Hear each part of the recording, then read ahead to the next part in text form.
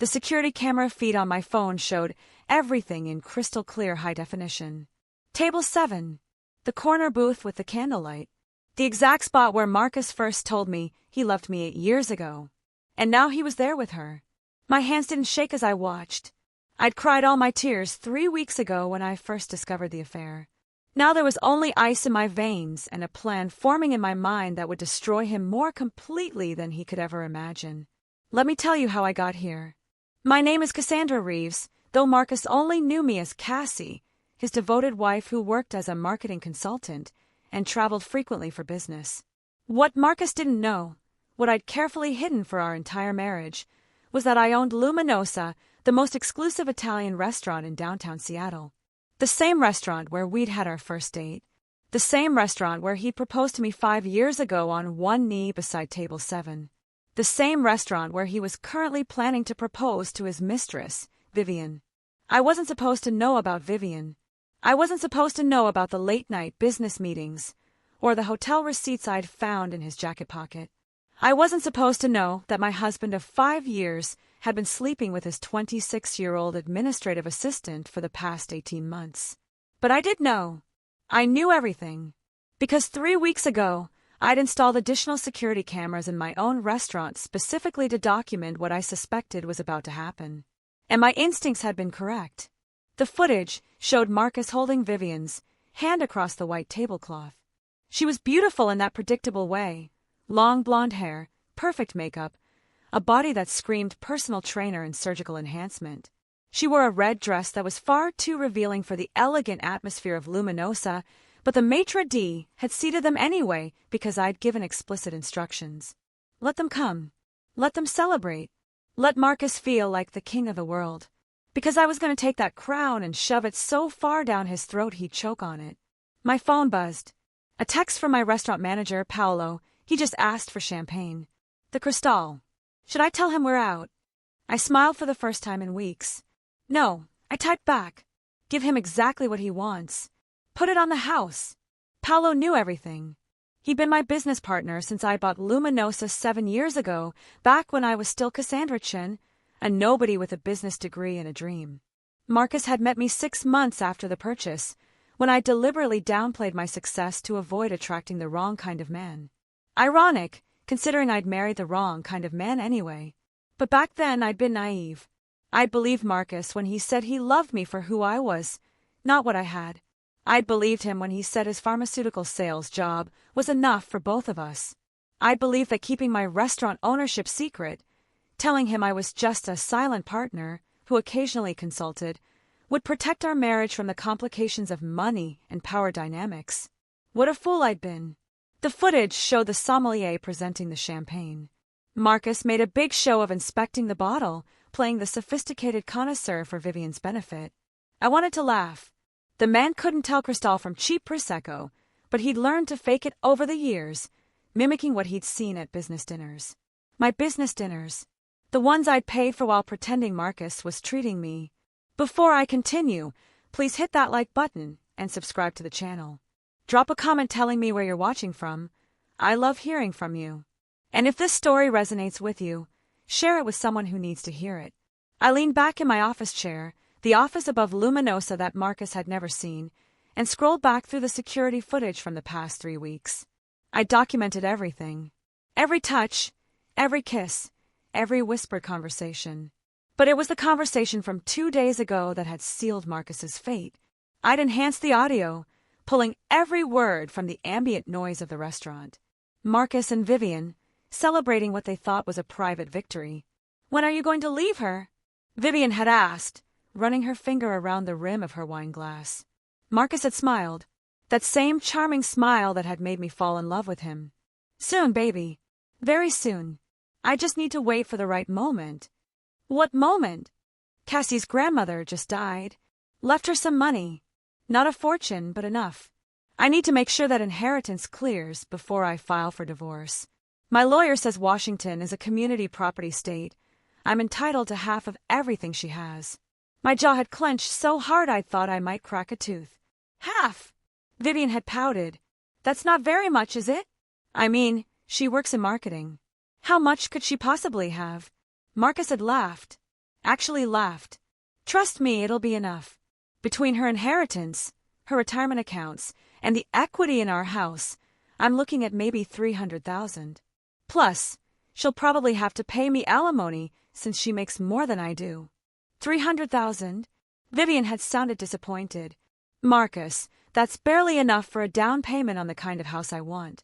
Baby, relax. Marcus had taken her hand. Once I'm free, I'll be able to focus on my career. I've got some investment opportunities lined up. We'll be living in a mansion within 2 years, I promise. What kind of investments? That's not important right now. Marcus had deflected smoothly. What's important is us, which is why I want to do something special. Something that shows you how committed I am to our future. Vivian had leaned forward, her eyes gleaming. What kind of something? I want to propose to you. Properly.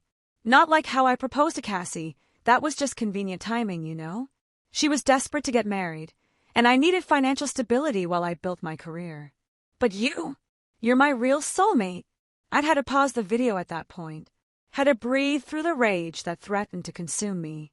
Desperate to get married. Financial stability. Every word was a lie. I'd never pressured Marcus to marry me. If anything, I'd been hesitant, worried about keeping my business secret. But he'd been persistent, romantic, perfect. Or so I thought. Now I understood. He'd seen a woman with a good job, good credit, and no family to interfere. He'd seen a meal ticket. The video had continued with Marcus outlining his plan. I want to propose at Luminosa, that Italian place where we had our first date. The one Cassie's always going on about like it's so special. He'd rolled his eyes. We'll go next Thursday night. I've already made the reservation.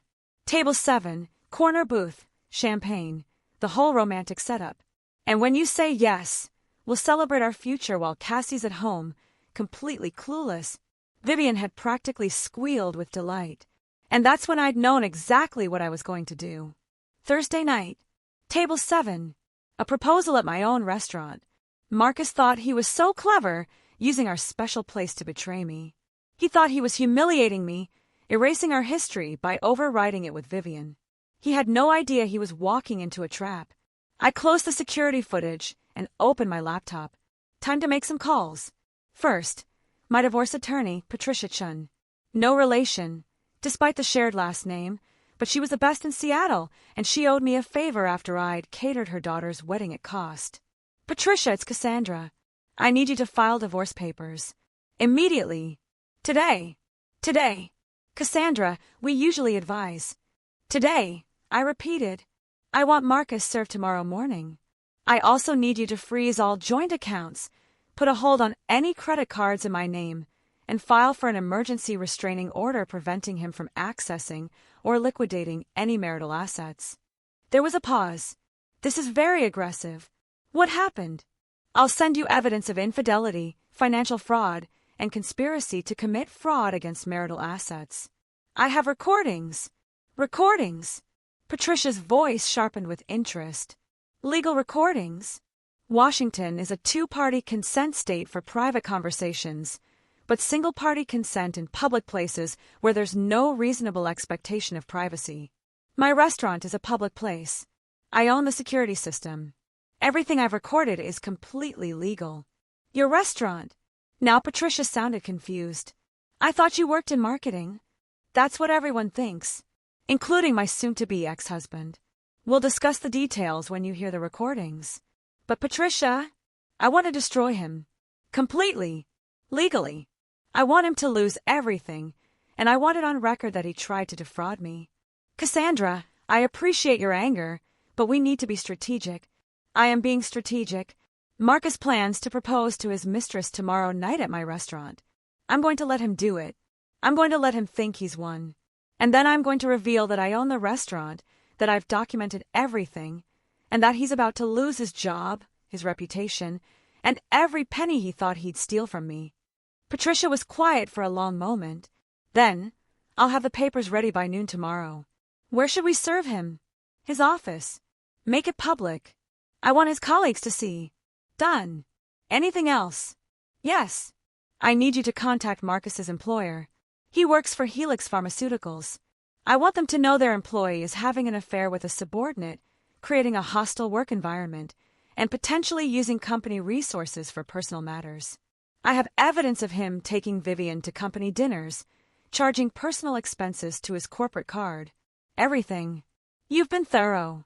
I learned from the best. You taught that seminar on protecting assets in divorce, remember? I took notes. Patricia laughed. You're going to be fine, Cassandra. Better than fine. When this is over, Marcus won't know what hit him. After hanging up with Patricia, I made my second call. To my accountant, David Wu. David, I need an emergency asset valuation. Everything. The restaurant, my investment portfolio, the house. I need documentation showing that every major asset was acquired before marriage or with funds that were mine alone. Preparing for divorce. Preparing for war. Say no more. I'll have everything ready by end of business today. Cassandra, for what it's worth, I never liked Marcus. He always struck me as the type who married up and pretended he didn't. You have good instincts, David. I should have listened to them sooner. My third call was to Paolo. How's our special guest doing?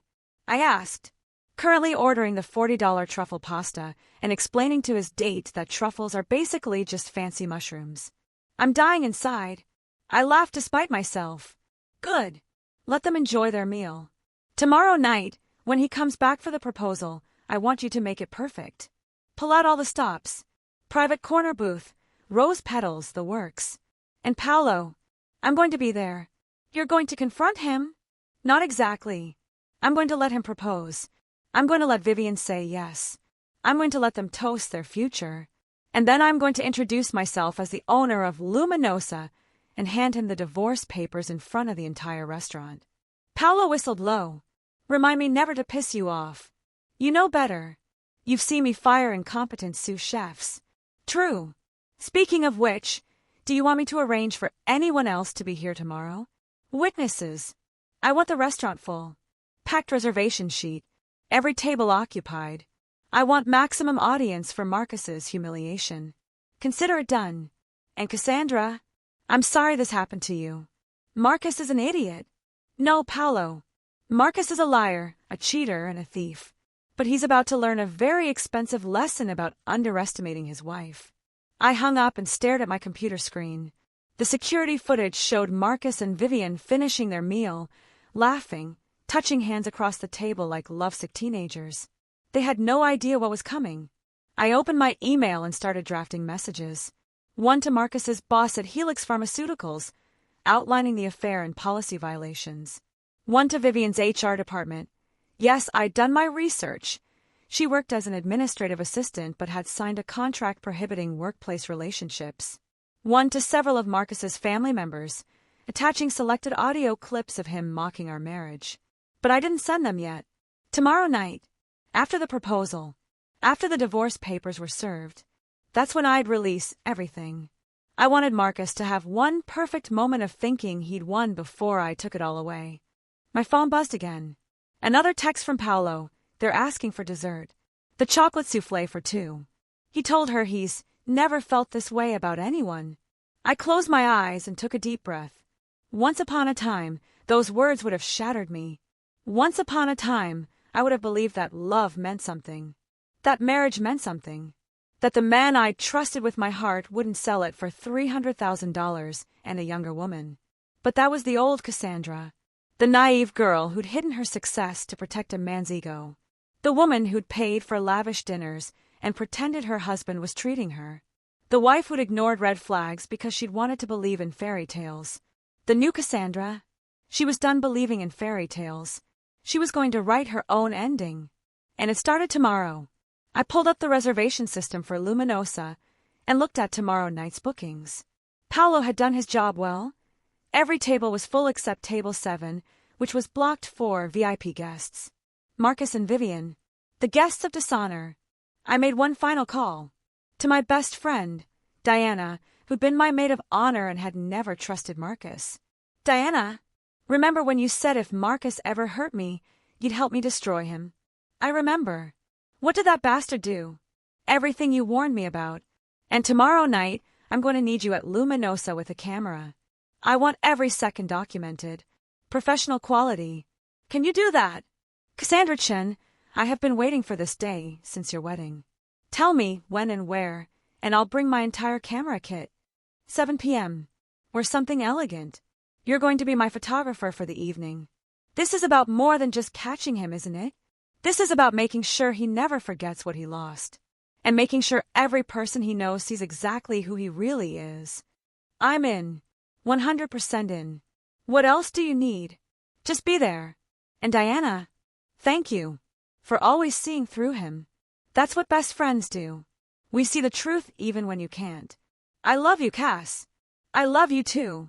I hung up and sat in silence, watching the security feed as Marcus and Vivian left the restaurant. He had his arm around her waist, pulling her close. She was giggling, probably drunk on expensive wine and promises. Neither of them looked back. Neither of them knew that every step they'd taken in Luminosa had been recorded, every word captured, every crime documented. Tomorrow night, Marcus would walk into my restaurant thinking he was starting a new life. He'd walk out knowing he destroyed the only good thing he'd ever had. And I would sleep soundly for the first time in 3 weeks, knowing that justice wasn't just coming. It was being served with a side of cold revenge. The security camera feed on my phone showed everything in crystal clear high definition. Table 7. The corner booth with the candlelight. The exact spot where Marcus first told me he loved me 8 years ago. And now he was there with her. My hands didn't shake as I watched. I'd cried all my tears 3 weeks ago when I first discovered the affair. Now there was only ice in my veins and a plan forming in my mind that would destroy him more completely than he could ever imagine. Let me tell you how I got here. My name is Cassandra Reeves, though Marcus only knew me as Cassie, his devoted wife who worked as a marketing consultant and traveled frequently for business. What Marcus didn't know, what I'd carefully hidden for our entire marriage, was that I owned Luminosa, the most exclusive Italian restaurant in downtown Seattle. The same restaurant where we'd had our first date. The same restaurant where he proposed to me 5 years ago on one knee beside table 7. The same restaurant where he was currently planning to propose to his mistress, Vivian. I wasn't supposed to know about Vivian. I wasn't supposed to know about the late-night business meetings or the hotel receipts I'd found in his jacket pocket. I wasn't supposed to know that my husband of 5 years had been sleeping with his 26-year-old administrative assistant for the past 18 months. But I did know. I knew everything. Because 3 weeks ago, I'd installed additional security cameras in my own restaurant specifically to document what I suspected was about to happen. And my instincts had been correct. The footage showed Marcus holding Vivian's hand across the white tablecloth. She was beautiful in that predictable way. Long blonde hair, perfect makeup, a body that screamed personal trainer and surgical enhancement. She wore a red dress that was far too revealing for the elegant atmosphere of Luminosa, but the maitre d' had seated them anyway because I'd given explicit instructions. Let them come. Let them celebrate. Let Marcus feel like the king of the world. Because I was going to take that crown and shove it so far down his throat he'd choke on it. My phone buzzed. A text from my restaurant manager, Paolo. He just asked for champagne. The Cristal. Should I tell him we're out? I smiled for the first time in weeks. No, I typed back. Give him exactly what he wants. Put it on the house. Paolo knew everything. He'd been my business partner since I bought Luminosa 7 years ago, back when I was still Cassandra Chen, a nobody with a business degree and a dream. Marcus had met me 6 months after the purchase, when I deliberately downplayed my success to avoid attracting the wrong kind of man. Ironic, considering I'd marry the wrong kind of man anyway. But back then I'd been naive. I'd believed Marcus when he said he loved me for who I was, not what I had. I'd believed him when he said his pharmaceutical sales job was enough for both of us. I'd believed that keeping my restaurant ownership secret, telling him I was just a silent partner who occasionally consulted, would protect our marriage from the complications of money and power dynamics. What a fool I'd been. The footage showed the sommelier presenting the champagne. Marcus made a big show of inspecting the bottle, playing the sophisticated connoisseur for Vivian's benefit. I wanted to laugh. The man couldn't tell Cristal from cheap Prosecco, but he'd learned to fake it over the years, mimicking what he'd seen at business dinners. My business dinners. The ones I'd paid for while pretending Marcus was treating me. I watched as Marcus leaned across the table, whispering something in Vivian's ear that made her throw her head back and laugh. The sound didn't carry through the security feed, but I could imagine it. High-pitched, performative, designed to make men feel clever and powerful. I used to wonder how Marcus could be attracted to someone so obviously fake. Now I understood. Vivian made him feel like the man he'd always wanted to be. Successful. Important. In control. Everything he actually wasn't. My office was quiet except for the hum of my computer and the distant sounds of the dinner service 3 floors below. I designed this space 7 years ago to be my sanctuary, floor-to-ceiling windows overlooking downtown Seattle, a custom mahogany desk I'd had shipped from Italy, walls lined with photos of Luminosa's achievements. James Beard nominations, 5-star reviews, celebrity visitors. My life's work, captured in frames. Marcus had never seen any of it. In 5 years of marriage, he'd never once asked to visit my consulting office. Never questioned why I traveled so frequently. Never wondered how a marketing consultant could afford the designer clothes in my closet or the luxury car in our garage. He'd been too busy spending my money to ask where it came from. I pulled up my banking app and scrolled through our joint account transactions from the past month. $300 at a jewelry store, probably the engagement ring currently burning a hole in Marcus's pocket. $500 at a boutique hotel downtown. A business lunch that had lasted 4 hours according to his credit card timestamp. $200 at a florist, roses for Vivian, while I got nothing for our anniversary last month. Every purchase was a knife in my back. Every transaction was proof of his betrayal. But they were also evidence. Beautiful, documented, time-stamped evidence that my lawyer would use to eviscerate him in divorce court. Before I continue, please hit that like button and subscribe to the channel. Drop a comment telling me where you're watching from. I love hearing from you. And if this story resonates with you, share it with someone who needs to hear it. I leaned back in my leather chair and let my mind drift to the beginning. To the night Marcus and I first met. It had been at a charity fundraiser for the Seattle Food Bank. I just turned 30, and Luminosa was beginning to make a name for itself in the culinary world. I donated a dinner package to the silent auction, a private chef's table experience for 6, and I was there to network and represent my business. Marcus had approached me at the bar, all confidence and charm in his tailored suit. He'd introduced himself as a pharmaceutical sales representative, made jokes about the rubbery chicken being served, and asked if I knew anything about good food. I'd laughed and told him I knew a little bit about restaurants. We talked for hours. He'd seemed genuinely interested in me, not in what I did for a living, but in who I was. He'd asked about my childhood, my dreams, my fears. He told me about growing up in a working-class family in Spokane, about putting himself through college, about wanting to build something meaningful with his life. It had all been so perfect, so real, or so I thought. Looking back now with clearer eyes, I could see the manipulation in every conversation. The way he'd positioned himself as humble and hardworking, making me feel guilty about my success. The way he'd praised my down-to-earth nature whenever I downplayed my achievements. The way he'd made me feel like my money and status were barriers to true love, things I needed to hide to be worthy of him. I'd fallen for it completely. On our third date, when he'd asked what I did for a living, I told him I was a marketing consultant for restaurants. It wasn't entirely a lie. I did market Luminosa, just as the owner rather than a contractor. But it was enough of a deflection to make Marcus think we were on equal financial footing. He'd seemed relieved. Actually relieved that I wasn't too successful or too ambitious. He told me he'd dated career women before, and they were always too busy for real relationships. I should have seen the red flag waving right in front of my face. Instead, I'd felt flattered that he valued work-life balance. That he wanted a partner, not a competitor. What he'd actually wanted was a meal ticket who didn't know her own worth. 6 months into our relationship, Marcus had started having financial difficulties. His car had broken down and repairs were expensive. His rent was being raised. His student loans were crushing him. Every problem had come with puppy dog eyes and careful assurances that he'd never ask me for money. He just needed to vent to someone who understood. Of course I'd offered to help. Of course I'd paid for his car repairs, covered his rent increase, helped him refinance his loans. What else would a good girlfriend do? Marcus had promised to pay me back. He'd even written IOUs on sticky notes, making cute jokes about being in debt to the most beautiful woman in Seattle. The notes had made me laugh. I'd stuck them on my fridge like love letters. I'd never seen a single dollar of repayment. A year into our relationship, Marcus had proposed. It had been romantic, thoughtful, perfect. He'd taken me to Luminosa, my own restaurant, though he didn't know it, and gotten down on one knee beside table 7. The ring had been modest, which I'd appreciated at the time. "I wanted to buy you something I could afford myself," he'd said. "Something that came from my hard work, not your generosity."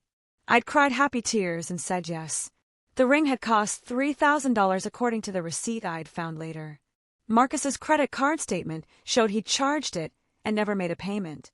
The interest alone was costing him $200 a month. My money, financing my own engagement ring, while Marcus played the role of devoted fiancé. We'd gotten married 6 months later in a small ceremony at a bed and breakfast in the San Juan Islands.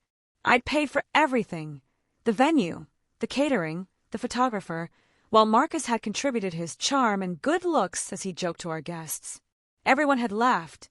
I thought it was sweet that he was so comfortable letting me take the lead on wedding planning. Now I understood he'd been comfortable letting me take the financial burden while he took the credit. Our marriage had been good at first.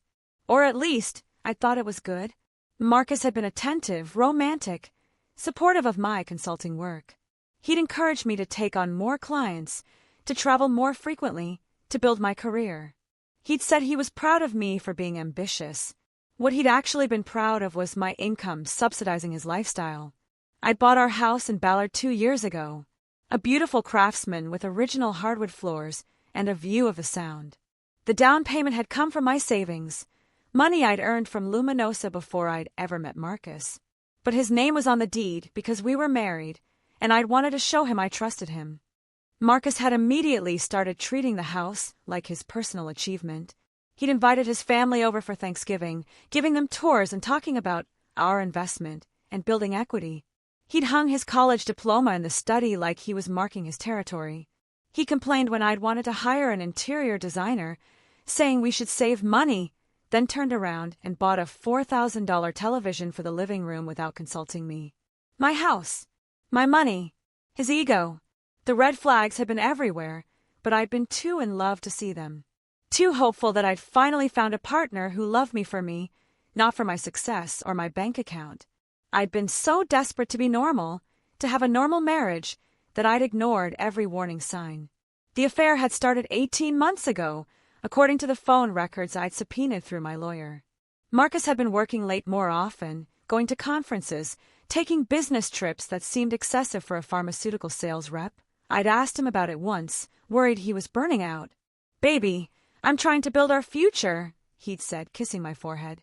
"I know you're the breadwinner right now, but I want to contribute more. I want to be the kind of husband you deserve." The kind of husband I deserved wouldn't have been fucking his assistant in hotel rooms I was paying for through our joint credit card. I discovered the affair by accident. I'd been looking for a receipt for our accountant and had found Marcus's phone in his jacket pocket instead. It had been unlocked, open to a text conversation with V. "Can't wait to see you tonight, baby." I hate lying to her. Me too. But soon we won't have to. Soon we'll be free. I love you so much. You're my real future. My hands had shaken, so badly I'd nearly dropped the phone. I'd scrolled up, reading weeks of messages. Pet names. Sexual content. Plans for a future that didn't include me. Complaints about having to pretend to be a loving husband when all Marcus wanted was to be with Vivian. I'd stood in our bedroom, my bedroom in my house that I'd paid for, and felt my entire world crack in half. But I hadn't confronted him. Not then. Because as I'd scrolled through those messages, I'd seen something else. Something that had turned my heartbreak into cold, calculated fury. Marcus and Vivian weren't just having an affair. They were planning to rob me. "When are you going to leave her?" Vivian had texted. "Soon. Her grandmother just died. She's getting an inheritance. I need to wait until that clears, so it counts as community property. Then I'll file for divorce and take half of everything." How much are we talking? Between her inheritance, the house equity, and her retirement accounts, I'm looking at $300,000 to $400,000. Plus alimony. Is that enough? For a start, once I'm free of her, I can focus on my real career. I've got investment opportunities lined up. We'll be rich, babe. I'd read those messages 3 times, each word burning itself into my memory. Marcus wasn't just cheating on me.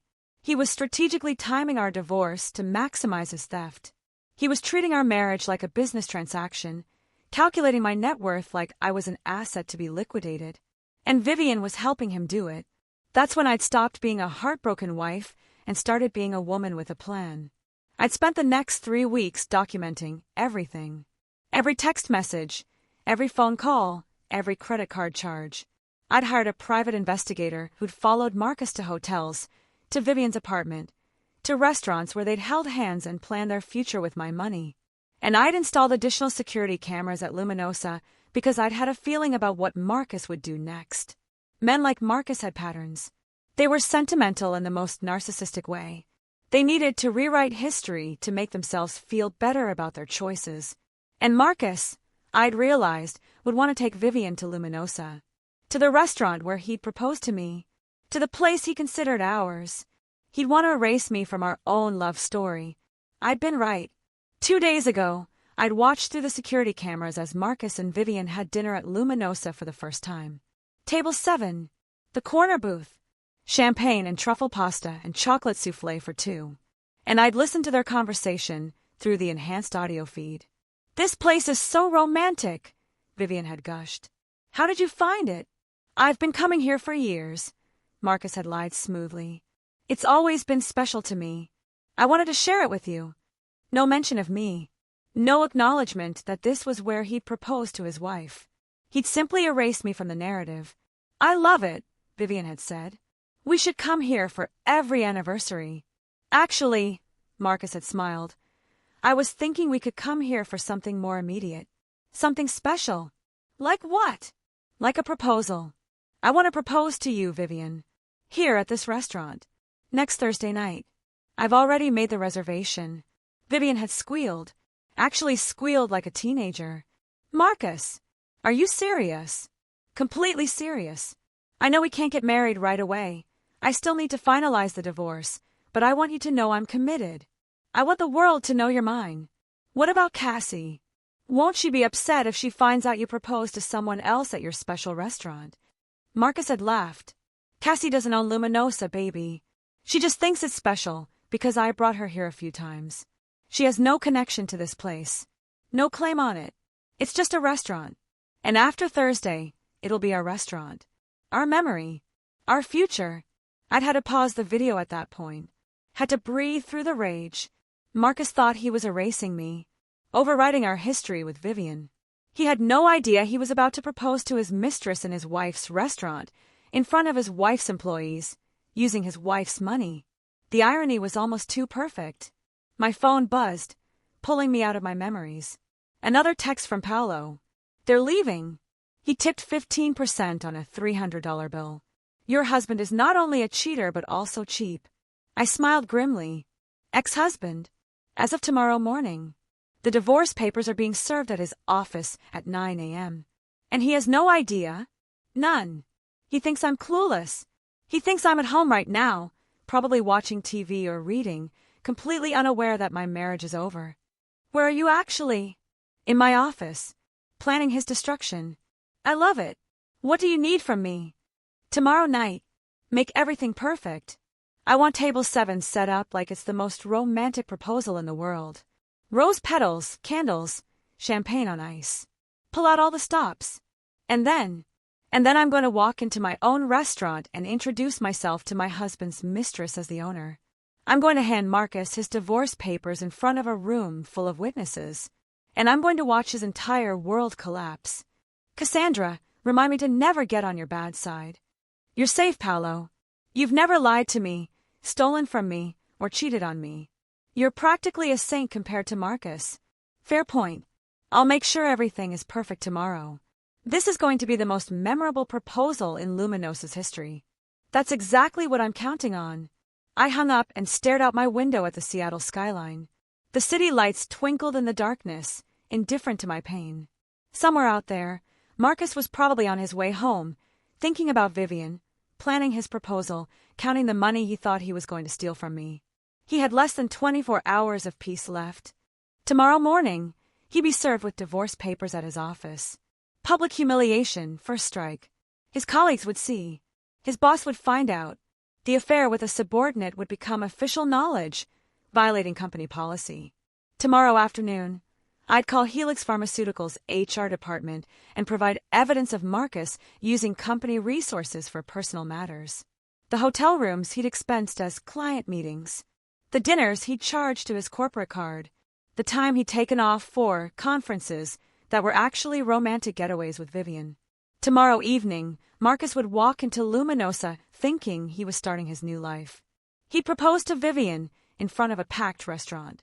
She'd say yes. They'd toast their future. And then I'd appear. Not as Cassie, the devoted wife who didn't know any better, but as Cassandra Reeves, owner and operator of Luminosa. The woman who'd been documenting their every move. The woman who held all the power they'd been so eager to steal. I pulled up the folder on my computer labeled Evidence.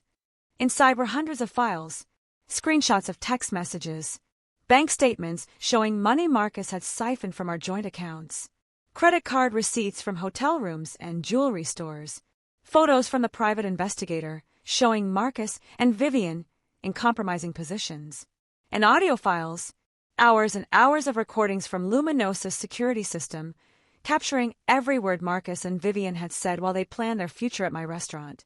All of it legal. All of it documented. All of it ready to destroy Marcus's life as thoroughly as he tried to destroy mine. My lawyer had already filed motions to freeze all joint assets. Marcus wouldn't be able to access our bank accounts, credit cards, or home equity line of credit. The house would be protected as my separate property, purchased with funds I'd earned before our marriage. The retirement accounts were in my name only. Marcus would walk away from our marriage with nothing except his personal possessions and whatever he'd managed to hide in accounts I didn't know about, which, knowing Marcus's lack of financial sophistication, was probably nothing. I'd also made sure the inheritance from my grandmother, the money Marcus had been waiting for so patiently, was deposited into a trust in my name only, established before my grandmother's death. Community property laws didn't apply to trusts. Marcus would never touch a penny of it. Everything he'd planned, every scheme he'd hatched, every dollar he'd counted on stealing, it was all gone. And tomorrow night, I'd make sure he knew it.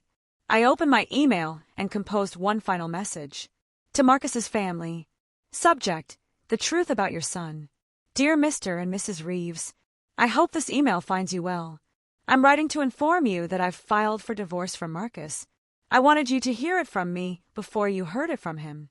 I've attached audio recordings of conversations Marcus had with his mistress, Vivian Hart, at a local restaurant. In these recordings, you'll hear Marcus discuss his affair, his plans to leave me, and his strategy to maximize his financial gain from our divorce. I'm not seeking your sympathy or support. I'm simply providing you with information so you can understand the truth about your son's character. The man you raised, the man you've defended and supported, has been systematically lying to and stealing from his wife for years. He married me for financial stability. He stayed with me for access to my income and assets.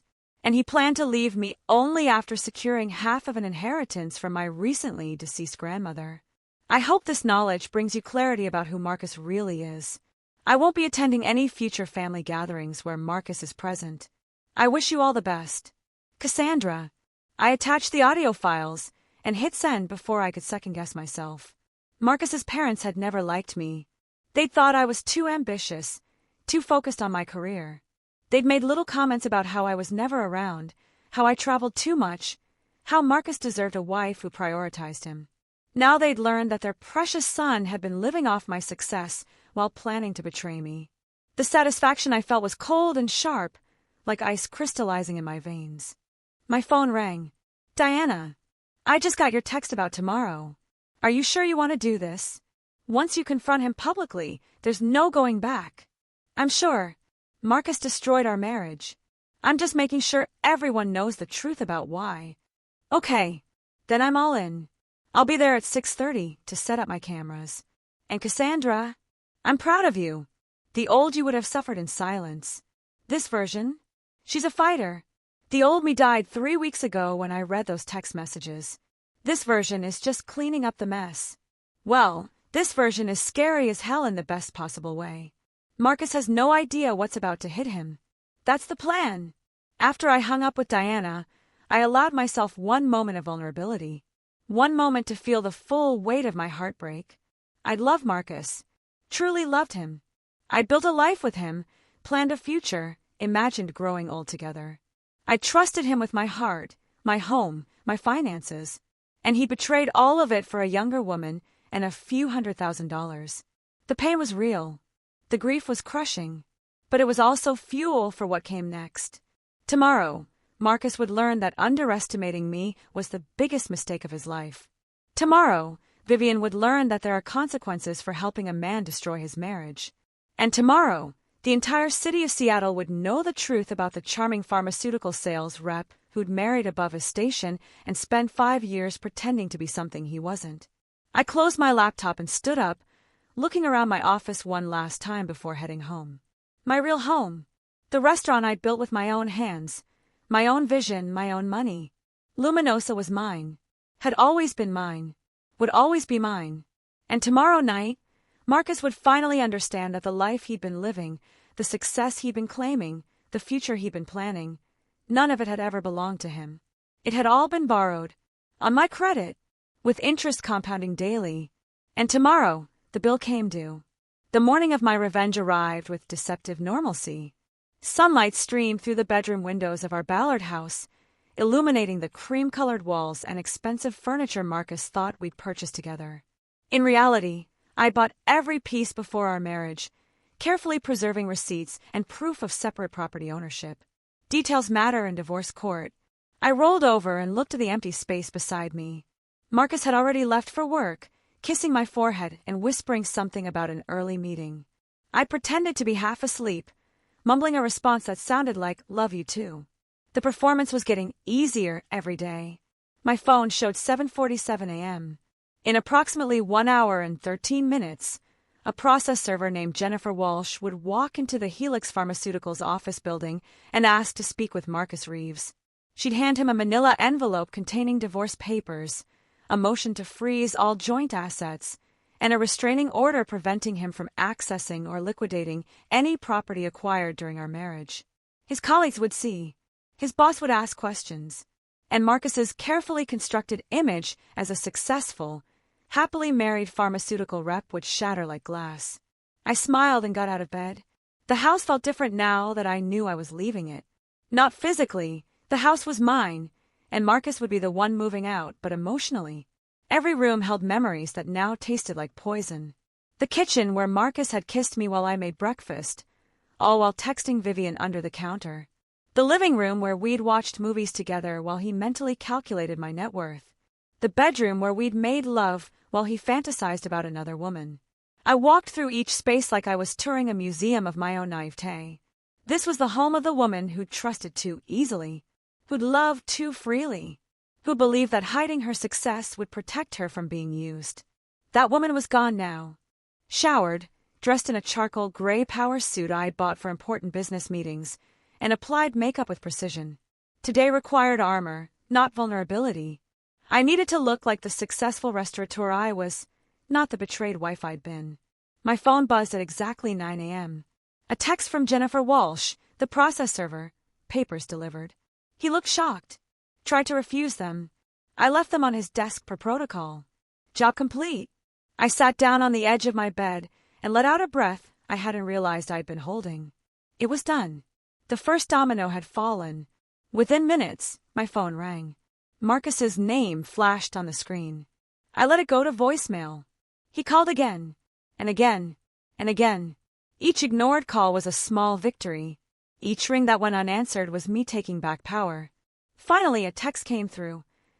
"Cassie, what the hell is this? Divorce papers? Are you serious? Call me now. We need to talk about this." I typed back slowly, carefully. "I'm serious. My lawyer will contact you regarding asset division and next steps. Please don't call me again. Cassie, this is insane. I know we've had problems, but divorce? You can't just give up on us like this." The audacity was breathtaking.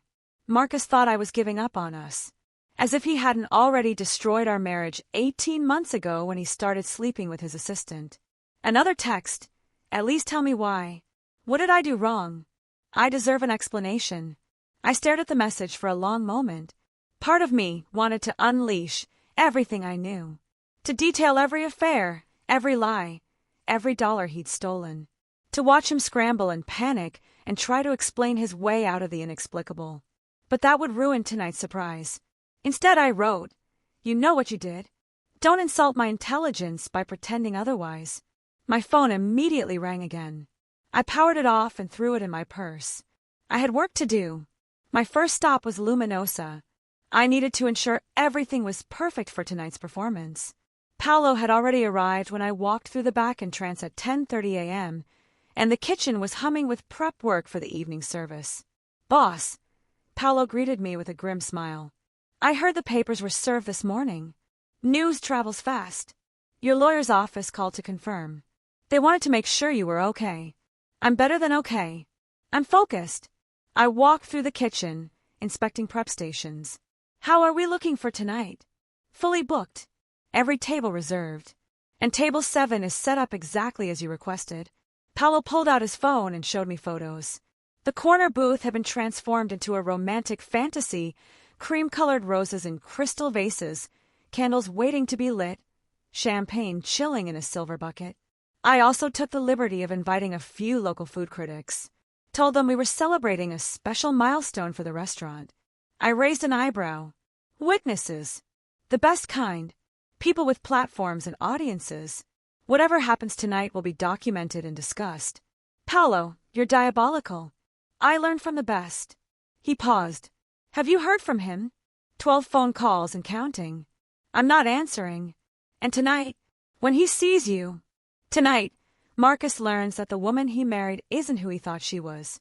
Tonight, he learns that some secrets are more expensive than others. Paolo nodded slowly. "I've been working with you for 7 years, Cassandra. I've never seen you like this." "Like what?" "Cold. Calculating. Ruthless." He smiled. "I fucking love it." I laughed despite myself. Marcus spent 5 years lying to me. 5 years stealing from me. 5 years making me feel small while he built himself up on my foundation. Tonight, I'm returning the favor. "What time will you arrive?" 7:30. I want Marcus to propose first. I want Vivian to say yes. I want them to feel like they've won before I take it all away. "You really are terrifying." "Good. I'm tired of being underestimated." I left Paolo to finish preparations and drove to my lawyer's office downtown. Patricia Chen was waiting for me with a thick folder of documents. "The asset freeze is in place," she said as I sat down in her conference room. "Marcus tried to withdraw $5,000 from your joint checking account this morning at 9:15. The transaction was declined. He called the bank. They informed him that all joint accounts have been frozen pending divorce proceedings." "How did he react?" "According to my contact at the bank, he screamed at the teller for 10 minutes before security escorted him out." I felt a dark satisfaction bloom in my chest. "What about the credit cards?" "All canceled as of this morning. Marcus has no access to any accounts with your name on them. He also can't take out loans against the house or liquidate any joint assets. And his access to my business accounts. He never had any. Your restaurant finances have always been completely separate. Luminosa LLC is solely in your name, established 2 years before you met Marcus. He has zero claim to any business assets." "What about the inheritance from my grandmother?" Patricia smiled. "Already protected. The money was deposited into the irrevocable trust we established last year.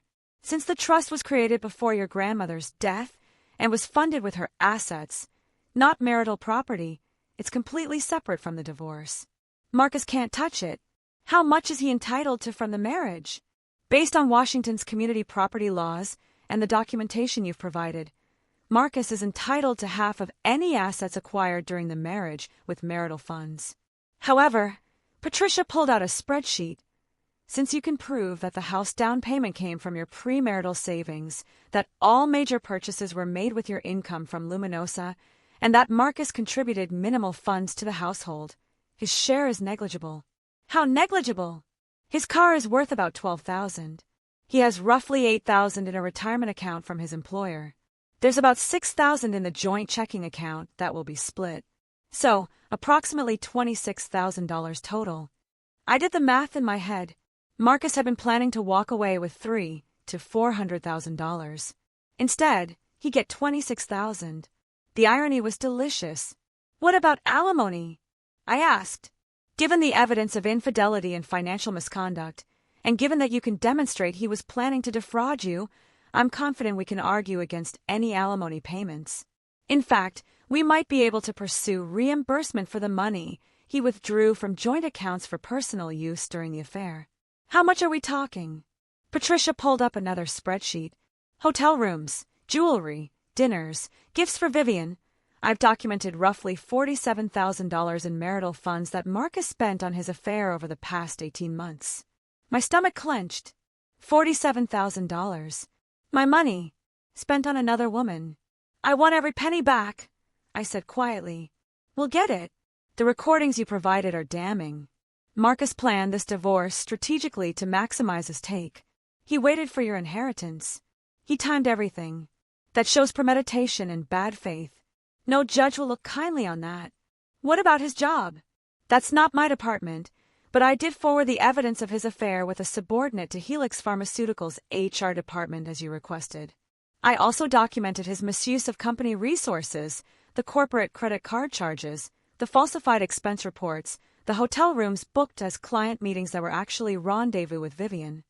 And I received a call from their head of HR this morning. Marcus is being placed on administrative leave, pending an internal investigation. If they find what we both know they'll find, he'll be terminated for cause. No severance. No references. I closed my eyes and absorbed the information. In less than 12 hours, Marcus's entire life had imploded. His marriage was over. His assets were frozen. His job was in jeopardy. And he still had no idea the worst was yet to come. Patricia, thank you. For everything. Cassandra, I've been practicing family law for 20 years. I've seen every kind of divorce. But this. She gestured to the mountain of evidence on her desk. This is the most thoroughly documented case of marital fraud I've ever encountered. You didn't just catch Marcus cheating. You caught him conspiring to rob you. That's a different level of betrayal. I learned from my restaurant business. Document everything. Trust nothing. Verify always. Marcus should have done his homework before he married a successful entrepreneur. Marcus should have done a lot of things differently. I stood up and gathered my purse.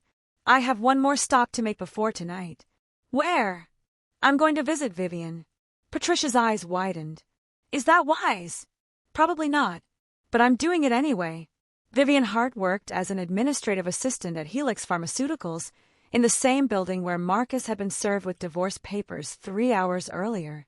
I'd done my research on her over the past 3 weeks, learning everything I could about the woman who'd helped destroy my marriage. She was 26 years old, fresh out of college with a degree in communications. She'd been hired at Helix 2 years ago and had been Marcus's assistant for the past 18 months, coincidentally, exactly when their affair had started.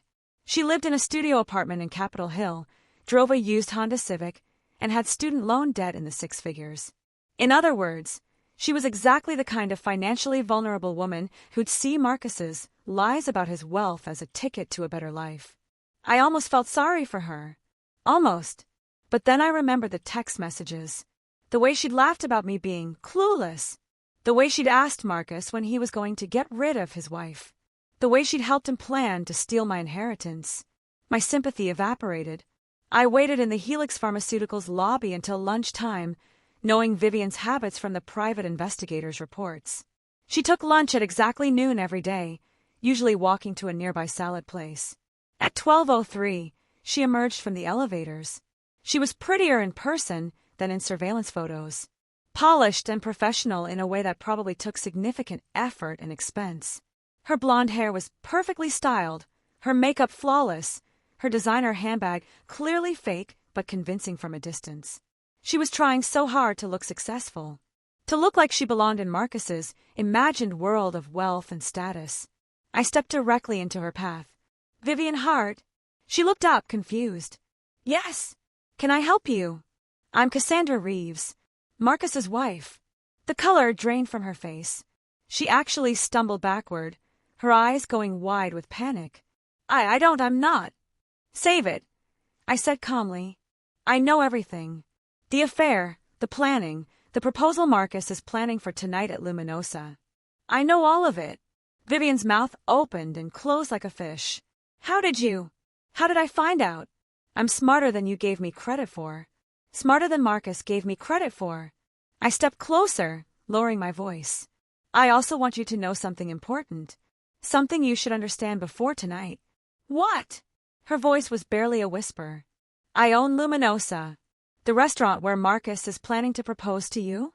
I've owned it for 7 years. I'm not a marketing consultant. I'm a successful restaurateur with a net worth Marcus never bothered to investigate. Everything he told you about our finances? Lies. Everything he promised you about his wealth? Fantasy. The man you're in love with is broke, in debt, and about to be unemployed. Vivian's face had gone from pale to gray. You're lying. Am I? Ask yourself why Marcus got served with divorce papers this morning. Ask yourself why his credit cards aren't working. Ask yourself why HR called him into a meeting about workplace conduct violations. I smiled. I've been documenting everything, Vivian. Every text, every phone call, every hotel room you two used.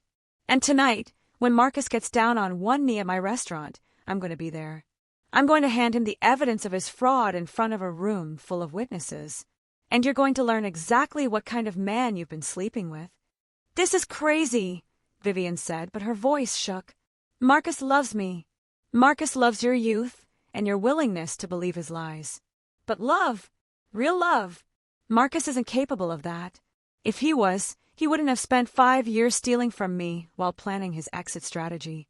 I don't have to listen to this. Vivian tried to push past me. I grabbed her arm. Not hard, but firm enough to stop her. You're right. You don't. You can walk away right now. You can tell Marcus you're done. You can save yourself the humiliation of what's coming tonight. She looked at my hand on her arm, then up at my face. Or you can show up tonight. You can let Marcus propose. You can say yes. And then you can watch as I destroy every fantasy he sold you. Your choice. I released her arm and stepped back. Vivian stared at me for a long moment, her expression cycling through fear, anger, and something that might have been respect. You're serious, she finally said. This isn't a bluff. I've never been more serious about anything in my life. And if I don't show up tonight, then Marcus proposes to an empty chair and looks like an idiot. But you'll still lose him eventually. Because after tonight, Marcus will have nothing. No money, no job, no prospects. Is that really the man you want to build a future with? Vivian's eyes filled with tears. He said you were cold. He said you didn't understand him. I'm sure he said a lot of things. Men like Marcus always do. They need to make their wives into villains to justify their own bad behavior. I adjusted my purse on my shoulder. But here's the truth, Vivian. I love Marcus. I supported him financially and emotionally for 5 years. I would have done anything for him. And he repaid me by stealing from me and planning to leave me the moment my grandmother died, so he could maximize his divorce settlement. That's the man you're in love with. A con artist. A liar. A thief. I didn't know, she whispered, about any of that. He told me you were separated. He said the marriage was over. When did he tell you that? Before or after he moved his mistress into hotel rooms paid for with our joint credit card? Vivian flinched. See you tonight, Vivian. Or don't. Either way, Marcus's fairy tale ends today. I walked away, leaving her standing in the lobby, tears running down her perfectly made-up face. I felt nothing. No satisfaction, no anger, no pity. Just cold, hard determination. The afternoon passed in a blur of final preparations. I met with Diana at a coffee shop to review the photography plan for the evening. She'd be positioned at a discreet corner table with a clear sight line to table 7, capturing every moment of Marcus's proposal and subsequent humiliation. Are you sure you want photographic evidence of this? Diana asked. It's going to be brutal. I want documentation. I want proof that this happened exactly the way I'm about to make it happen.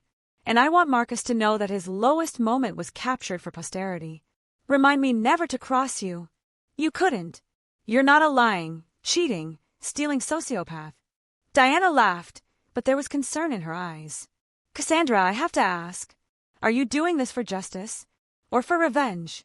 Does it matter? Maybe not legally, but emotionally, yeah, it matters. Revenge is poison, Cass. It'll eat you alive if you're not careful. I considered her question seriously. Was this revenge? Or was it justice? I'm doing this, I said slowly, because Marcus needs to learn that actions have consequences. He spent 5 years treating me like an ATM and a convenience. He systematically planned to rob me. He betrayed every vow we made. And he did it all while smiling to my face and telling me he loved me. Someone like that doesn't deserve a quiet divorce. He deserves to be exposed. Okay, Diana said. Then I'm with you. 100%. At 6 p.m., I went home to change. The house felt different now, knowing Marcus wouldn't be coming back. His toothbrush was still in the bathroom. His clothes were still in the closet. His shoes were still by the door. But he was already gone. I showered and dressed carefully. A black cocktail dress that was elegant without being flashy. Diamond earrings my grandmother had given me. Heels that added 3 inches to my height. I wanted to look powerful. Untouchable. Like the successful woman I actually was, not the dowdy wife Marcus had pretended I was. My phone, which I'd turned back on an hour ago, showed 43 missed calls from Marcus and 62 text messages. The messages had evolved throughout the day. Morning. Shock and confusion. What's happening? Why are you doing this? Afternoon, anger. You're being ridiculous. We can work this out if you just talk to me. Evening, desperation. Cassie, please. I love you. Don't throw away our marriage over whatever you think I did. The last message, sent 15 minutes ago. I don't know what lies someone told you, but I can explain everything. I'm not giving up on us. I'll be at Luminosa tonight like we always planned. Our special place. Please meet me there and let's talk this through. I stared at that last message for a long time. Marcus thought we had plans at Luminosa tonight. He thought this was our special place, our shared memory. He still had no idea the restaurant was mine. The delusion was almost impressive. I texted back. I'll be there. His response was immediate. Thank God. I love you so much. We'll fix this. I promise. I didn't reply. At 7 p.m., I arrived at Luminosa through the back entrance. Paolo met me in my office, looking nervous but excited. He's here, Paolo said. Arrived 20 minutes ago with Vivian. They're at table 7. He keeps checking his phone, probably waiting for you. How does he seem? Stressed. Distracted. Vivian looks like she's been crying. Good. Is everything else ready? Diana's at table 12 with her cameras. The restaurant is fully booked. 3 food critics, 2 local bloggers, and about 40 regular customers. You'll have a full audience. Perfect. I looked at myself in the mirror one last time. How do I look? Like a woman about to destroy a man's entire existence. That's exactly the look I was going for. I checked my watch. 7:28 p.m. Marcus would be proposing any minute now, wanting to get it done before Cassie arrived for their supposed meeting. Paolo, I need you to do something for me. Anything. When Marcus proposes and Vivian says yes, I want you to send a bottle of champagne to their table. Our best vintage. Compliments of the house. You want to congratulate them? I want them to feel like they've won. I want them relaxed and celebrating when I walk through that door. The higher they fly, the harder they fall. Paolo grinned. You're magnificent. I'm angry. There's a difference. At 7:32 p.m., Paolo's phone buzzed. A text from the floor manager. He's getting down on one knee. It's happening, Paolo said. I considered her question seriously. Was this revenge? Or was it justice? I'm doing this, I said slowly, because Marcus needs to learn that actions have consequences. He spent 5 years treating me like an ATM and a convenience. He systematically planned to rob me. He betrayed every vow we made.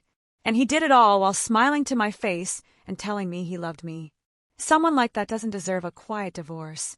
He deserves to be exposed. Okay, Diana said. Then I'm with you. 100%. At 6 p.m., I went home to change. The house felt different now, knowing Marcus wouldn't be coming back. His toothbrush was still in the bathroom. His clothes were still in the closet. His shoes were still by the door. But he was already gone. I showered and dressed carefully. A black cocktail dress that was elegant without being flashy. Diamond earrings my grandmother had given me. heels that added 3 inches to my height. I wanted to look powerful, untouchable, like the successful woman I actually was, not the dowdy wife Marcus had pretended I was. My phone, which I'd turned back on an hour ago, showed 43 missed calls from Marcus and 62 text messages. The messages had evolved throughout the day. Morning, shock and confusion. What's happening? Why are you doing this? Afternoon, anger. You're being ridiculous. We can work this out if you just talk to me. Evening, desperation. Cassie, please. I love you. Don't throw away our marriage over whatever you think I did. The last message, sent 15 minutes ago. I don't know what lies someone told you, but I can explain everything. I'm not giving up on us. I'll be at Luminosa tonight like we always planned. Our special place. Please meet me there and let's talk this through. I stared at that last message for a long time. Marcus thought we had plans at Luminosa tonight. He thought this was our special place, our shared memory. He still had no idea the restaurant was mine. The delusion was almost impressive. I texted back, I'll be there. His response was immediate. Thank God. I love you so much. We'll fix this. I promise. I didn't reply. At 7 p.m., I arrived at Luminosa through the back entrance. Paolo met me in my office, looking nervous but excited. He's here, Paolo said. Arrived 20 minutes ago with Vivian. They're at table 7. He keeps checking his phone, probably waiting for you. How does he seem? Stressed. Distracted. Vivian looks like she's been crying. Good. Is everything else ready? Diana's at table 12 with her cameras. The restaurant is fully booked. 3 food critics, 2 local bloggers, and about 40 regular customers. You'll have a full audience. Perfect. I looked at myself in the mirror one last time. How do I look? Like a woman about to destroy a man's entire existence. That's exactly the look I was going for. I checked my watch. 7:28 p.m. Marcus would be proposing any minute now, wanting to get it done before Cassie arrived for their supposed meeting. Paolo, I need you to do something for me. Anything. When Marcus proposes and Vivian says yes, I want you to send a bottle of champagne to their table. Our best vintage. Compliments of the house. You want to congratulate them? I want them to feel like they've won. I want them relaxed and celebrating when I walk through that door. The higher they fly, the harder they fall. Paolo grinned. You're magnificent. I'm angry. There's a difference. At 7:32 p.m., Paolo's phone buzzed. A text from the floor manager. He's getting down on one knee. It's happening. The space seemed to have disappeared, swallowed by the collective held breath of everyone watching. Marcus stared at me like I was a ghost. His mouth opened and closed, but no sound came out. His face had gone from tanned and confident to pale and clammy in the span of 3 seconds. Vivian, still wearing the engagement ring Marcus had just placed on her finger, looked between us with growing panic in her eyes. Your restaurant. Marcus finally managed to choke out. What are you talking about? You're a marketing consultant. You don't own. I own Luminosa, I said clearly, my voice carrying through the silent dining room. I've owned it for 7 years. I bought it 2 years before we met. I'm not a marketing consultant, Marcus.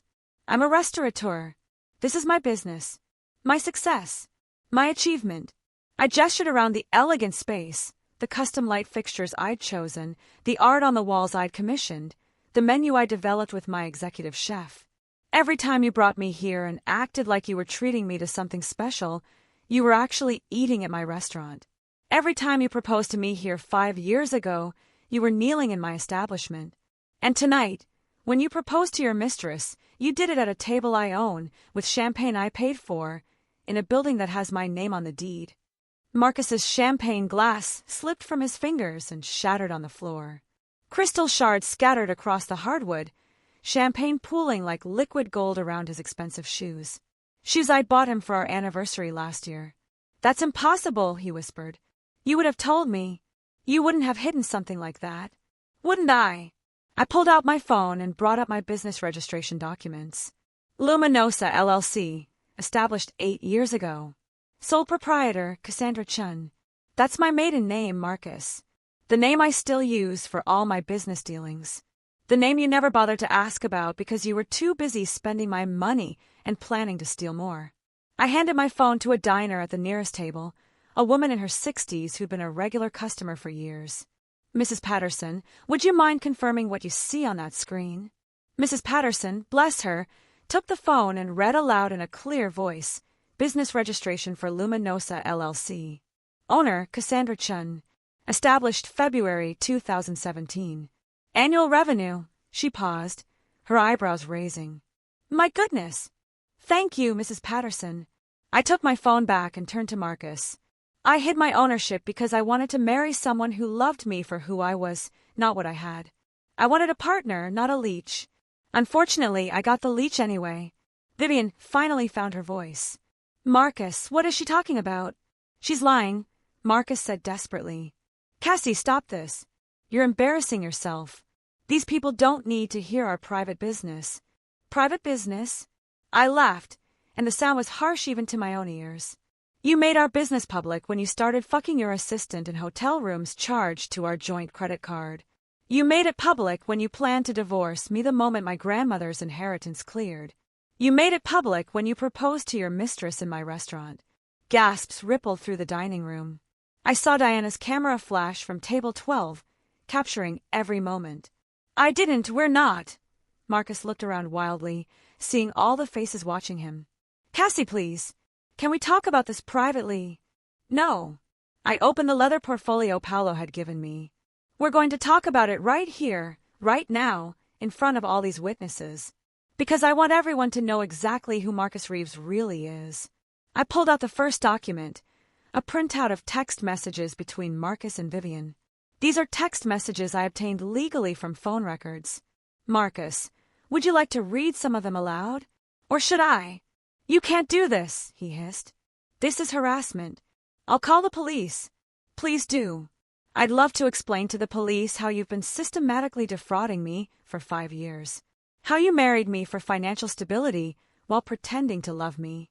How you waited until my grandmother died to file for divorce so you could claim half of my inheritance. How you've spent $47,000 of marital funds on your affair." Marcus's face went from pale to red. That's not. "It is true." I pulled out bank statements, highlighting entries in yellow. Hotel rooms at the Fairmont. Jewelry from Tiffany's. Not from me, obviously, since I never received any gifts. Dinners at expensive restaurants. Weekend trips to Vancouver. All charged to our joint account. All spent on Vivian. I turned to Vivian, who was shrinking in her seat, the engagement ring on her finger suddenly looking like a shackle. "Did you think he was paying for all those romantic getaways himself, Vivian? Did you think his pharmaceutical sales job covered $500 hotel rooms and $1,000 dinners? No. I was paying for your affair. My money funded your romance." Vivian's face crumpled. "He said he was successful. He said he made good money. He does make decent money. $60,000 a year. Which is fine, except he's been living a lifestyle that costs 3 times that. My lifestyle. Funded by my restaurant, my investments, my success." I pulled out another document. "Speaking of his job, Marcus, did you tell Vivian that you were fired this morning?" Marcus's head snapped up. "What?" "Helix Pharmaceuticals. Your employer of 6 years. They terminated you for cause this morning at 11:30 a.m. I received the confirmation from their HR department an hour ago." I held up the letter. "Want to know why? Having an affair with a subordinate violates company policy. Using company resources for personal matters, like charging romantic dinners to your corporate card and claiming they were client meetings, that's fraud. And lying on expense reports, that's grounds for immediate termination." The red in Marcus's face drained away, leaving him gray. "You did this," he said hoarsely. "You got me fired." "No, Marcus. You got yourself fired. I just provided the evidence of what you were already doing." I turned to address the entire restaurant. "Ladies and gentlemen, I apologize for this disruption to your evening. I know you came here for a nice dinner, not a public divorce proceeding. But I need witnesses to what I'm about to say next. Every eye was on me. I felt powerful in a way I'd never experienced before. Not the power of money or success, but the power of truth. Marcus Reeves married me 5 years ago. At the time, he told me he loved me for who I was, a simple marketing consultant with a modest income. He said he didn't care about money or status. He said he wanted a partner, an equal. I believed him. I paused, letting the words sink in. What I didn't tell him was that I owned this restaurant, that I was already successful, that I had money and property and investments. I hid my success because I'd been hurt before by men who wanted my wallet more than my heart. I thought if I kept my business separate, if I downplayed my achievements, I'd find someone who loved the real me. I looked directly at Marcus. But you never loved me. You loved the idea of me. You loved having a wife with good credit and a stable income. You loved using my money while pretending you were the provider. You loved the status of being married to someone successful, even though you had no idea how successful I actually was. That's not true, Marcus said weakly. I did love you. I do love you. You love my bank account. And when you found out my grandmother died and left me an inheritance, you loved that too. In fact, you loved it so much you decided to wait until the money cleared before divorcing me so you could claim half of it as community property. I pulled out printed transcripts of his text messages with Vivian. Let me read something to everyone. This is from a conversation between Marcus and Vivian 3 weeks ago. I cleared my throat and read aloud. When are you going to leave her? That's Vivian asking. And Marcus responds, soon, baby. Her grandmother just died. Left her some money. Not a fortune, but enough. I need to wait for the right moment to make sure that inheritance clears before I file for divorce. My lawyer says Washington is a community property state. I'm entitled to half of everything she has. Murmurs of disgust rippled through the dining room. Marcus continues, between her inheritance, her retirement accounts, and the equity in our house, I'm looking at maybe $300,000. Plus she'll probably have to pay me alimony since she makes more than I do. I looked up from the paper. $300,000. That's what my husband thought I was worth. That's what he was willing to destroy our marriage for. Except here's the problem, Marcus. You didn't do your homework. I pulled out the final document. My full financial disclosure, prepared by my attorney. The house you thought we owned together? I bought it with money I earned before our marriage. It's my separate property. The retirement accounts. All in my name, funded by my business income. And that inheritance you were so patiently waiting for. I smiled. It went into an irrevocable trust established before my grandmother's death. You can't touch it. Community property laws don't apply. Marcus was shaking his head. No, that's not possible. It's very possible. I'm a successful businesswoman, Marcus. I plan ahead. I protect my assets. I documented everything. I gestured around the restaurant. Luminosa alone is worth $3.2 million. My investment portfolio is worth another $1.8 million. My real estate holdings, including this building and 2 rental properties, are worth $2.4 million. My total net worth is approximately $7.4 million. The silence that followed was deafening. Marcus's mouth hung open. Vivian looked like she might faint. $7 million.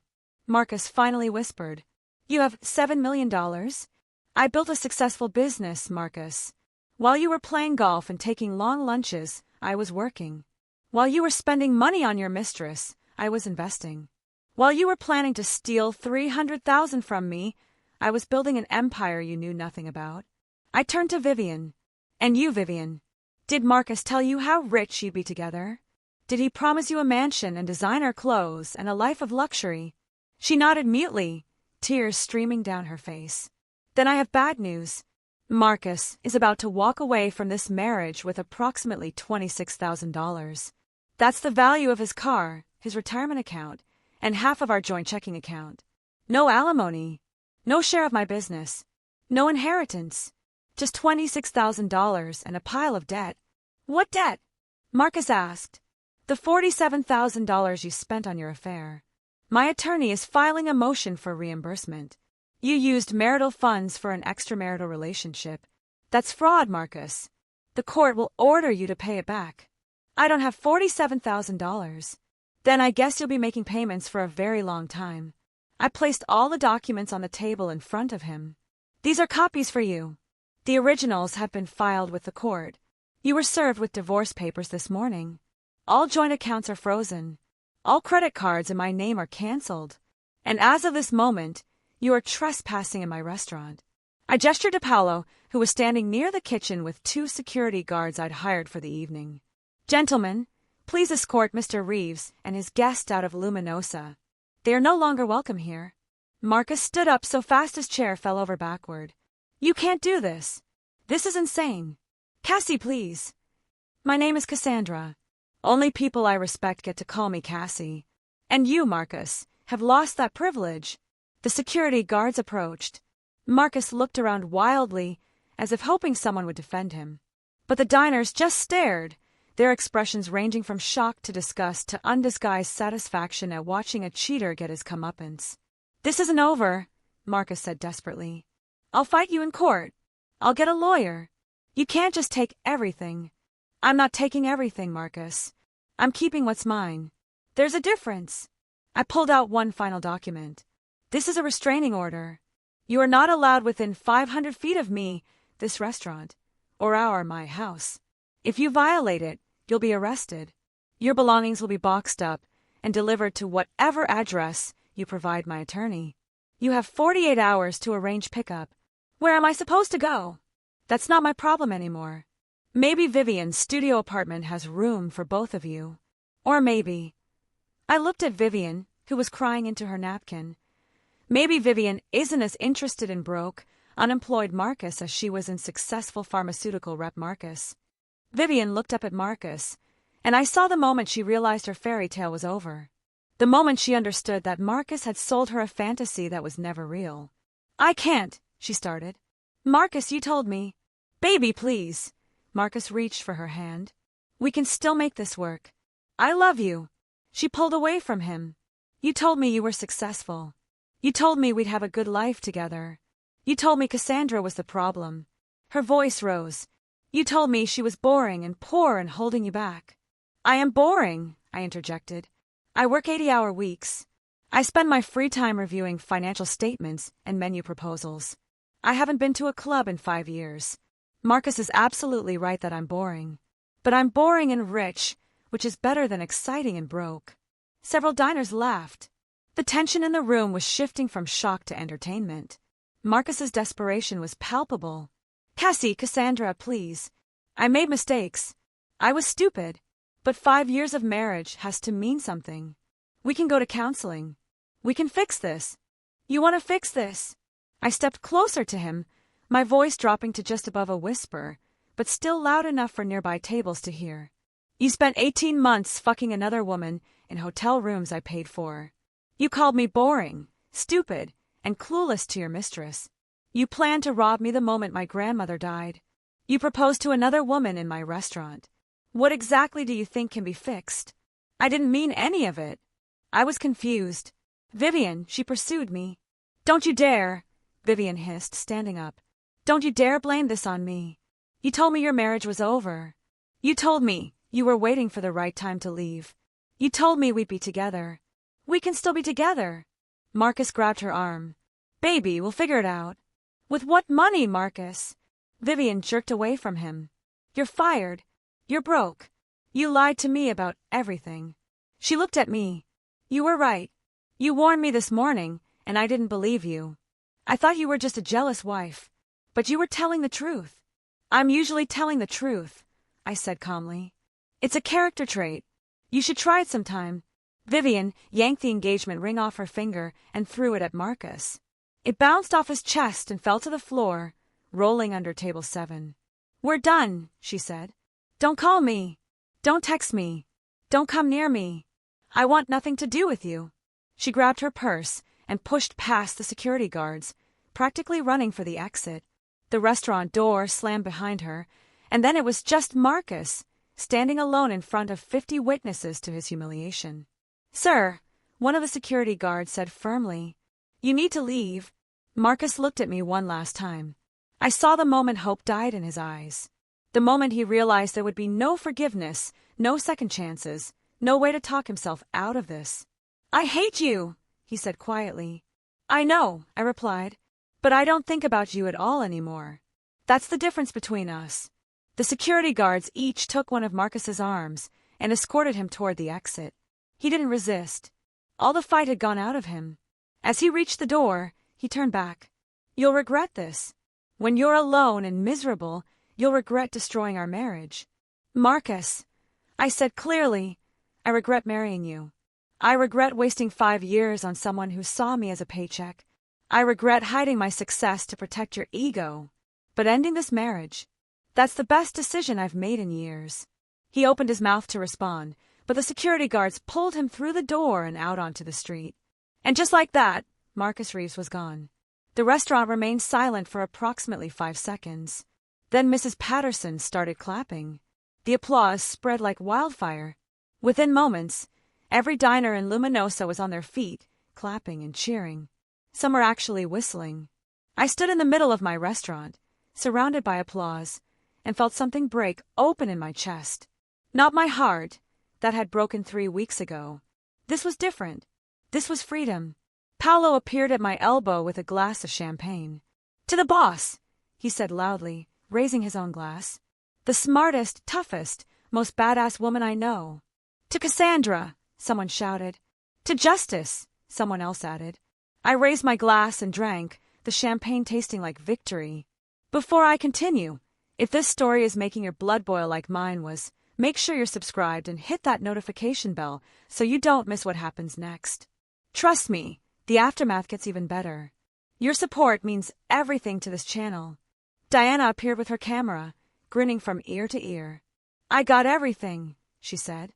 "Every facial expression, every word, every moment. This is going to be legendary." "Good," I said. "I want documentation. I want proof that this happened exactly the way I'm going to remember it." Over the next hour, the energy in Luminosa shifted from shock to celebration. Diners came up to me one by one, shaking my hand, asking for my business card, praising my courage. The 3 food critics I'd noticed earlier requested interviews. One of the bloggers asked if she could write about the evening for her website. "Write whatever you want," I told her. "Everything that happened here tonight is the truth. I'm not ashamed of it." By 10 p.m., the last diners were leaving, still talking excitedly about what they'd witnessed. I stood at the door, thanking them for their patience and offering complimentary desserts on their next visit. When the last customer left and the door locked behind them, I finally let myself collapse into a chair. Paolo sat down across from me, 2 glasses of wine in his hands. "You did it," he said simply. "I did it," I agreed. "How do you feel?" I considered the question seriously. Empty, relieved, angry, vindicated, free. I laughed shakily. All of it at once. "That was the most savage thing I've ever witnessed," Paolo said with admiration.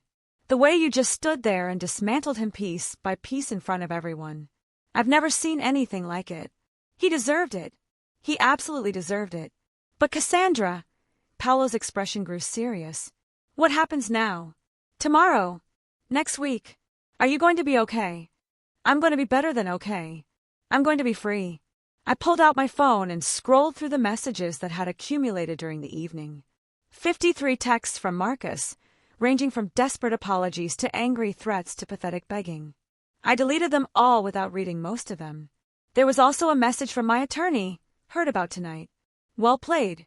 Call me tomorrow to discuss next steps." And one from my mother, who I told about the divorce earlier in the week. "Saw some posts on social media about something happening at your restaurant. Are you okay? Call me when you can." I called her. "Mom. Cassandra. What happened? Someone posted on Facebook that you confronted Marcus publicly." "I did. At Luminosa. He proposed to his mistress at my restaurant, and I introduced myself as the owner and served him with evidence of his fraud in front of 50 witnesses. My mother was quiet for a moment. Then, good. I never liked him. I told you that when you got engaged. You said he seemed nice enough. I lied to be supportive. He always struck me as someone who wanted something from you. I'm glad you finally saw it too." I felt tears prick my eyes. "I wasted 5 years on him, Mom." "No, honey. You learned a valuable lesson. Some people aren't who they pretend to be. And now you're free to find someone who loves you for real. Or to be alone and happy. Either way, you win. I love you, Mom. I love you too, sweetheart. Come visit this weekend. We'll drink wine and trash talk your ex-husband." After I hung up, I sat in the empty restaurant and let myself feel everything I'd been holding back.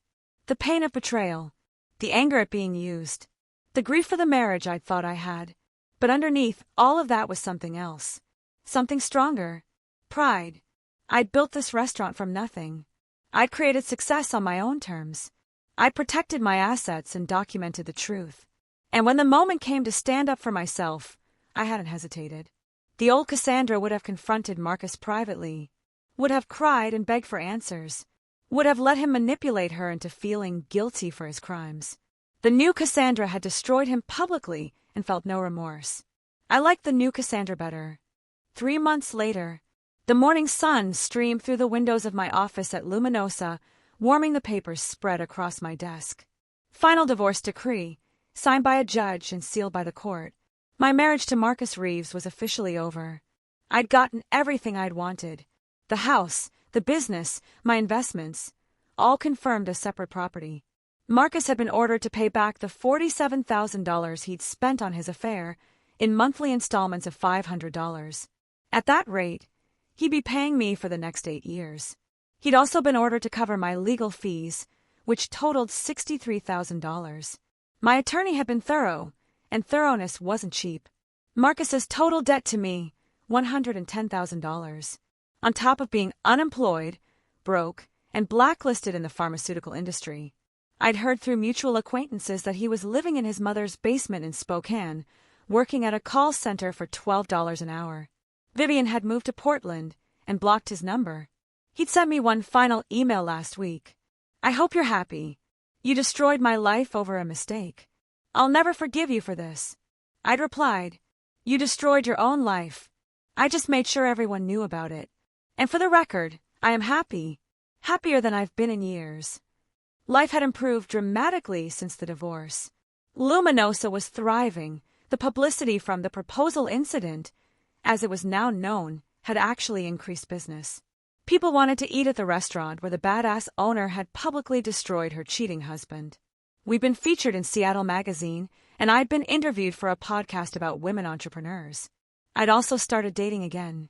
Nothing serious yet, just coffee and dinners with interesting people who knew exactly who I was and what I was worth. No more hiding my success. No more downplaying my achievements. If someone was intimidated by my money or my business, they could leave. I was done making myself smaller to make men comfortable. My phone buzzed. A text from Diana. Lunch today? I want to hear about your date last night with the architect. I smiled and typed back. Noon at that new place on Capitol Hill. And yes, there will be details. Another text, this one from Paolo. Boss, the Times restaurant critic just made a reservation for Friday night. Think we should roll out the red carpet. Treat them like any other customer. Our food speaks for itself. You're such a boss. Literally and figuratively. I laughed and set my phone down. My office wall now displayed framed articles about Luminosa's success.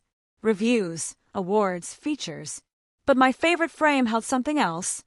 A printed screenshot of Marcus's face from Diana's photos, taken at the exact moment he'd realized I owned the restaurant. The look of absolute shock and horror was priceless. Petty. Maybe. But I'd earned the right to be a little petty. There was a knock on my door. My new assistant manager poked her head in. Cassandra? There's someone here to see you. Says she has an appointment. I checked my calendar. Send her in. A young woman entered my office, nervous but determined. She was maybe 25, dressed professionally but inexpensively.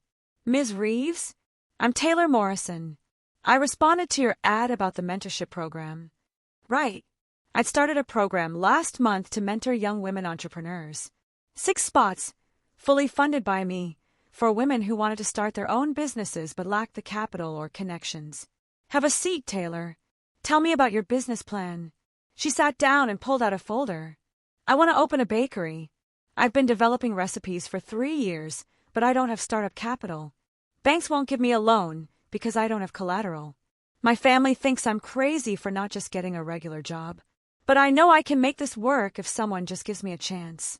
I listened to her pitch, hearing echoes of my younger self. The determination, the fear, the hope that someone would believe in her.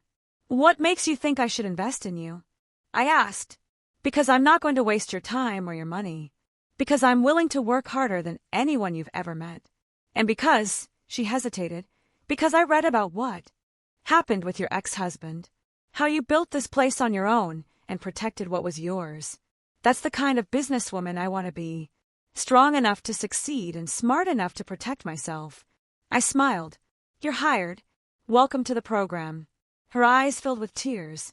Really? Really? We start next week. You'll work with me 3 days a week learning the business side. Accounting, legal, marketing. The other 2 days you'll work with my head chef learning kitchen management.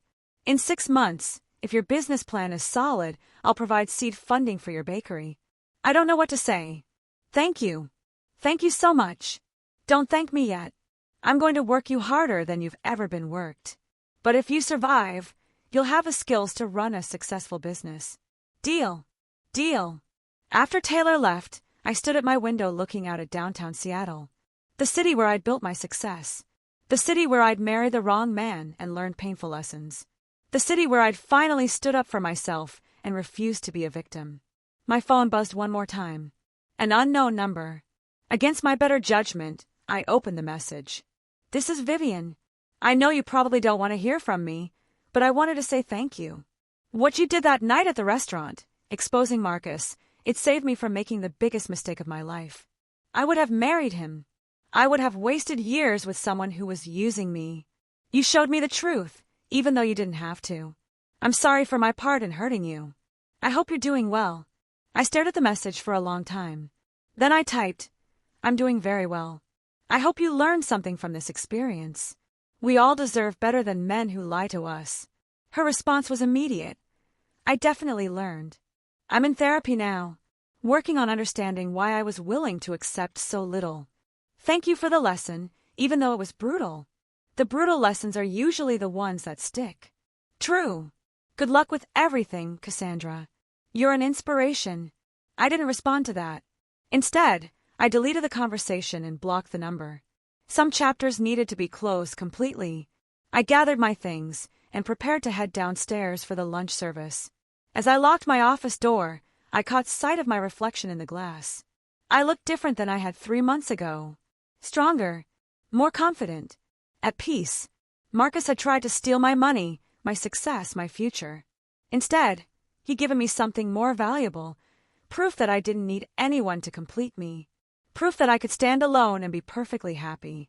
Proof that the right kind of strength wasn't loud or aggressive, it was strategic, patient, and absolutely devastating when deployed correctly. I walked down to the restaurant floor, where Paolo was already directing the lunch setup. Boss, he greeted me. We have a full reservation sheet today. 3 parties want table 7 specifically. I smiled. Of course they do. It's our most famous table now. Are you ever going to tell people what really happened that night? The full story. Everyone already knows the full story. I destroyed my cheating husband in front of 50 witnesses. That's all the story they need. Fair enough. You know, I've been thinking. We should commemorate that night somehow. A special menu item. Something memorable. Like what? How about a dessert? We could call it just desserts. Chocolate, bitter and sweet, served cold. I laughed. Paolo, you're terrible. You love it. I really do. As the lunch service began and the restaurant filled with customers, I moved through the space with a sense of ownership that went beyond the legal deed. This was mine. I'd built it. I'd protected it. And no one, not Marcus, not anyone, could take it away from me. Table 7 was occupied by a young couple on what appeared to be a first date. They were laughing, sharing food, completely unaware of the drama that had unfolded in that exact spot 3 months ago. Good. The table had new memories now. Better memories. I caught Paolo's eye across the room and nodded toward the couple. Send them dessert, I said. Compliments of the house. The just dessert special. The tiramisu. Something sweet. They look happy. As Paolo headed to the kitchen, I stood in the center of my restaurant and felt something I hadn't felt in 5 years. Complete and total peace. Marcus had wanted to erase me from our special place.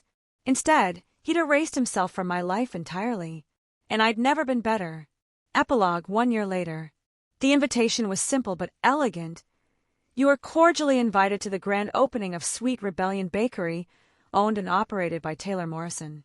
Special thanks to Cassandra Reeves and the Luminosa mentorship program. I stood outside the small bakery in Fremont, watching through the windows as customers lined up for Taylor's opening day. She'd worked so hard, learned so much, and now she was living her dream. Just like I'd lived mine. My phone buzzed with a message from my girlfriend, Sophia, a brilliant architect I'd met at a charity event 6 months ago. She knew exactly who I was, what I was worth, and she loved me anyway. Maybe even because of it. Running late to the bakery opening. Save me a croissant. I smiled and typed back. Already saved. See you soon. Life was good. Better than good. Luminosa had just received its first Michelin star. My mentorship program had expanded to 12 participants. I'd been featured in Forbes as one of the top women entrepreneurs in Seattle, and I was genuinely, authentically happy. As for Marcus, I'd heard he was still living with his mother, still working at the call center, still making monthly payments on the money he'd stolen from me. Vivian had gotten engaged to someone else, a teacher in Portland who was apparently kind and honest. Everyone had moved on. I walked into Sweet Rebellion and was immediately enveloped in the smell of fresh bread and pastries. Taylor saw me and waved from behind the counter. Cassandra, you made it. I wouldn't miss it. This place is beautiful, Taylor. I learned from the best. She handed me a box. These are for you. My special recipe. I call them New Beginnings. Inside were 6 perfect croissants, golden and flaky. They're perfect. They're symbolic. Sometimes you have to let the old stuff burn away before something new and better can rise. I looked at this young woman I'd mentored, who was now standing in her own bakery, living her own dream, and I felt proud. Not of myself, though I was proud of what I'd built, but proud of her. Proud of all the women who refused to be small, who built their own success, who protected what was theirs. To new beginnings, I said, raising an imaginary glass. To new beginnings, Taylor echoed. I left Sweet Rebellion with my box of croissants and walked through the Seattle afternoon feeling lighter than I had in years. Somewhere in this city, Marcus was probably miserable, probably bitter, probably still convinced he was the victim. But that wasn't my problem anymore. I'd gotten my revenge. I got my justice. And more importantly, I'd gotten my life back. Thank you for staying until the end. If this story gave you the justice you needed to see, check out the other videos on screen. They're just as satisfying. And if you haven't subscribed yet, what are you waiting for? See you in the next story.